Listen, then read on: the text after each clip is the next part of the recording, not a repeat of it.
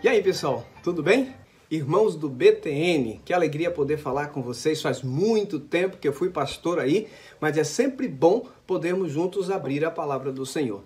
Eu estava pensando no tema proposto por vocês quando o pastor Ariosto me falou: juntos somos mais fortes. E eu fui atrás de alguma literatura antiga minha que tinha por aqui e encontrei um livro interessante, um livro de parábolas. E relembrei uma parábola que muito me acompanhou na minha trajetória e eu quero partilhar com vocês nesse momento em que vamos falar sobre juntos sermos mais fortes. É uma parábola que talvez você conheça. Diz assim, houve uma reunião em uma marcenaria, onde as ferramentas se juntaram para acertar suas diferenças. O martelo estava exercendo a presidência, mas os participantes o notificaram que teria que renunciar. A causa? Fazia barulho demais e, além disso, passava o tempo todo golpeando e golpeando. O martelo aceitou sua culpa, mas pediu que também fosse expulso o parafuso, dizendo que ele dava muitas voltas para conseguir algo. Diante do ataque, o parafuso concordou, mas, por sua vez, pediu a expulsão da lixa. Dizia que ela era muito áspera no tratamento com os demais. Então, todos entraram em atrito.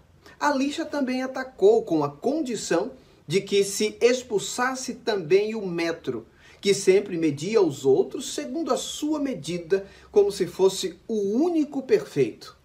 Nesse momento, o marceneiro juntou todas as peças e iniciou o seu trabalho. Utilizou o martelo, a lixa, o metro e o parafuso. Finalmente, a rústica madeira se converteu em um fino móvel. Quando o marceneiro ficou novamente sem ninguém, à semelhança de como começou aquela discussão, ele saiu dali e deixou a marcenaria vazia. Foi então que o serrote tomou a palavra e disse: Senhores, ficou demonstrado que temos defeitos, todos nós. Mas o marceneiro trabalha com nossas qualidades, ressaltando nossos pontos valiosos. Assim, não pensemos em nossos pontos fracos e concentremos-nos em nossos pontos fortes. Então, a Assembleia entendeu que o martelo era forte, o parafuso unia e dava força, a lixa era especialmente usada para limpar e afinar as asperezas, e o metro era preciso e exato nas suas medições. Então, se sentiram como uma equipe capaz de produzir belos móveis da mais alta qualidade e uma grande alegria tomou conta de todos porque eles descobriram a gostosa oportunidade de trabalhar juntos. Bem, juntos somos mais fortes. É uma alegoria que você conhece, é uma alegoria que você já deve ter ouvido, mas que traz por detrás de si uma grande verdade. E essa verdade, ela também é bíblica. Quer ver? Faz o seguinte, pega a tua Bíblia aí e vamos dar uma lida no que está na carta aos Efésios, no capítulo 4, e eu vou ler os versos 1 até o verso 16. No momento em que o apóstolo escreve aos Efésios, aqui nesse capítulo em especial, a igreja de Éfeso estava uma igreja crescente, a igreja de Éfeso estava uma igreja pulsante, só que, à semelhança da marcenaria, eles começaram a ter problemas. Uns começaram a querer ser melhores do que os outros. E quer saber? No fundo, isso acontece com todo grupo que se reúne, que vão se acostumando a estarem juntos. Em algum momento, se a gente não recobrar a nossa mente e pensar quem somos e quem é o nosso maior marceneiro, nós vamos ter alguma dificuldade. E olha o que aconteceu de conselhos que o apóstolo dá para a igreja lá em Éfeso e que serve para mim, para você e que serve para a igreja do BTN também. Efésios, capítulo 4, leio a partir do verso número 1. Olha o que diz aqui. Portanto, como prisioneiro do Senhor, rogo-vos que andeis como é digno de vossa vocação, com que fostes chamados, com toda humildade e mansidão, com longanimidade, suportando-vos uns aos outros em amor, procurando guardar a unidade do Espírito no vínculo da paz. E olha o que ele diz: há um só corpo e um só Espírito, como também fostes chamados em uma só esperança da vossa vocação. Um só Senhor, uma só fé, um só batismo, um só Deus e Pai de todos, o qual é sobre todos e por todos e em todos.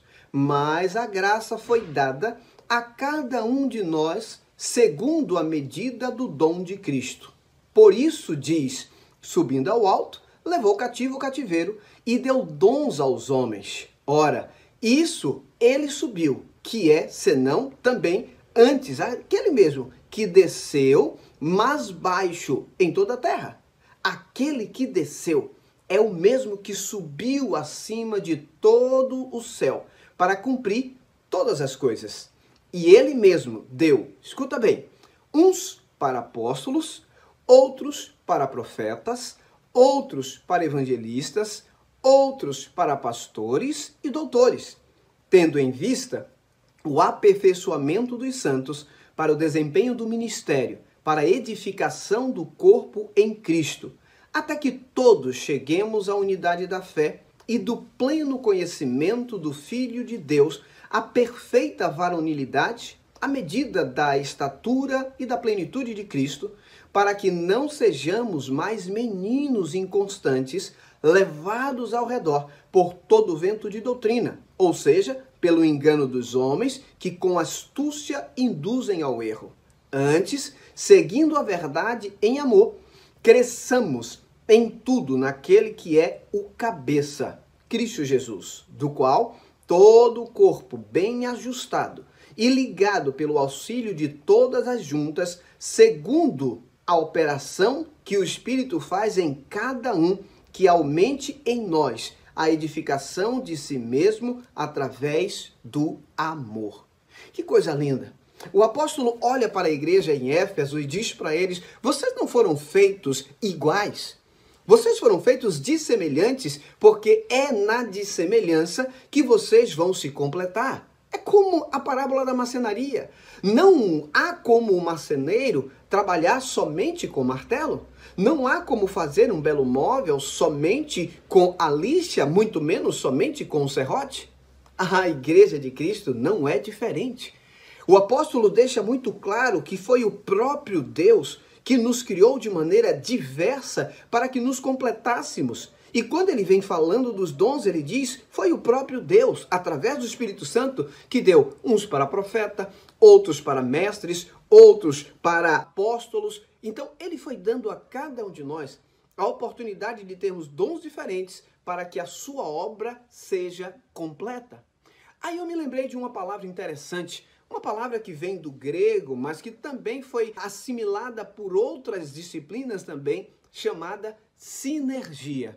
E curiosamente, eu fui em busca do significado dessa palavra em grego. E alguém me disse que sinergia é o momento que o todo é maior do que a soma das partes. Ficou complicado? Não. Eu vou repetir. Sinergia é o momento em que o todo é maior do que a soma das partes. De maneira geral, a sinergia ela é a combinação de dois elementos que, quando se combinam, eles se multiplicam.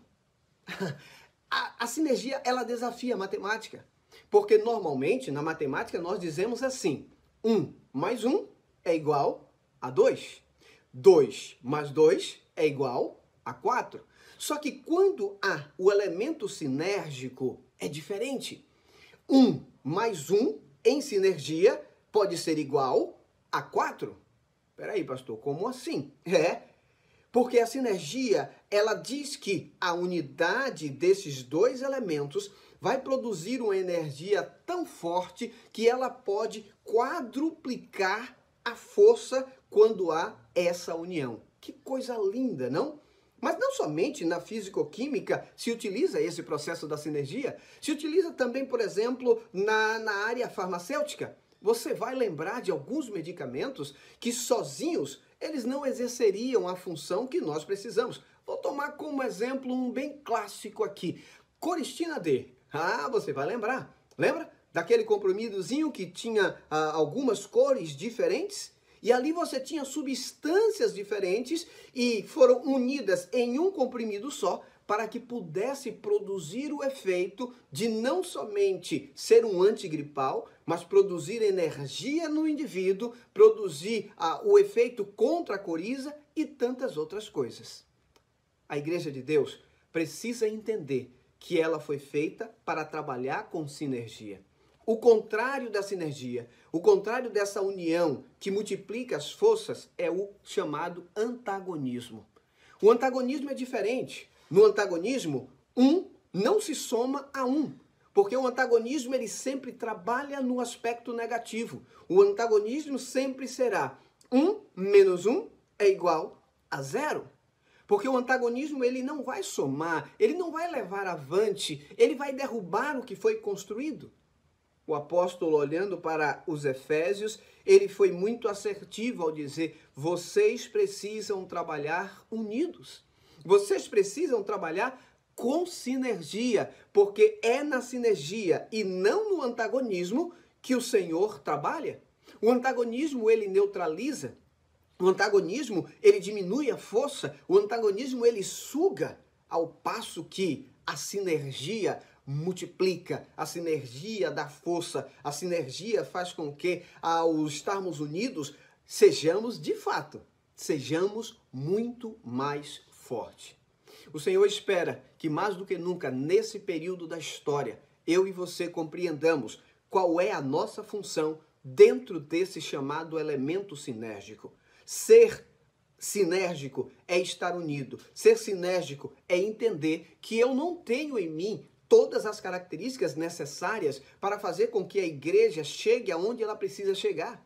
Ser parte desse elemento sinérgico é entender que eu faço parte de um todo e que quando eu me uno, eu me multiplico e que quando eu me uno, a força, ela se torna imbatível.